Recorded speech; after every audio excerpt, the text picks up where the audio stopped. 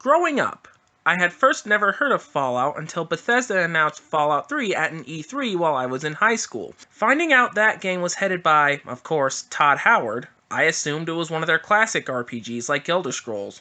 Boy was I wrong, as I would later find out that it was a different kind of RPG that was a little more turn-based and tactical. And formerly, it belonged to a publisher called Interplay before Bethesda bought the IP. Ultimately, I would not ever play a Fallout game until Fallout New Vegas Ultimate Edition came into our home after it was bought by a family member when we lived in England at the time. After years and years in playing this, and in celebration of its 9th anniversary, October of 2019, I now want to say my opinion on this spin-off developed by Obsidian. Fallout New Vegas is set in a post-apocalyptic America, particularly in the Mojave Desert. The main character, a courier, gets pulled into the Mojave's political discourse after taking a job involving a platinum chip. After getting shot in the head by a scumbag named Benny, you somehow wake up in the care of a doctor named Mitchell. After he checks up on you, you now have the options to go wherever you want, or do tutorial quests to kind of catch up on your story, which is something I always do each playthrough. Eventually, the courier digs deeper into the Mojave's politics. War breaks out between the new California Republic and the Roman-like Caesar's Legion. But behind the scenes, a businessman named Mr. House, who oversees New Vegas, is trying to pull strings between the two to keep control. But little does he know that a betrayal against him is planned for a more independent New Vegas, and it'll be up to you to decide on where that goes. If you buy the Ultimate Edition, however, you'll get all the DLC in the game, which adds even more to the story. The first one being Dead Money, which takes Fallout into a survival horror-like setting where the courier must work with other prisoners to find their way to a long-abandoned casino in a highly irradiated town. Honest Hearts, where the courier travels to southern Utah on a caravan that gets ambushed, leaving them to have a choice to help one of two characters to either fight for their home or evacuate it, in exchange for your way back home. Old World Blues, which puts the courier in a mountain-based science lab, solving a feud among scientists living there. And last but not least, Lonesome Road, in where in canyons known as the Divide, you must hunt down another courier, all the while discovering secrets about a robot companion named Eddie, all of which, like the main game, have great storylines that make you want to persist through them.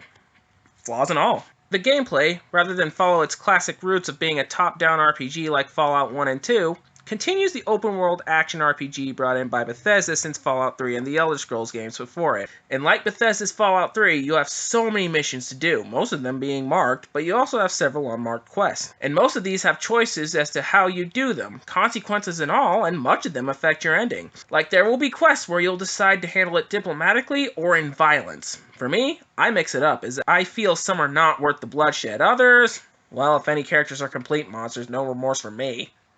Unlike Fallout 3, you have more decision on what factions to join, from major players such as the new California Republic, Caesar's Legion, and two forms of independence, to minor or moderate factions like Fallout regulars the Brotherhood of Steel, the Mongolian-inspired Great Khans, the reclusive Boomers, and the Followers of the Apocalypse, which despite the grim name are a group of scientists and doctors.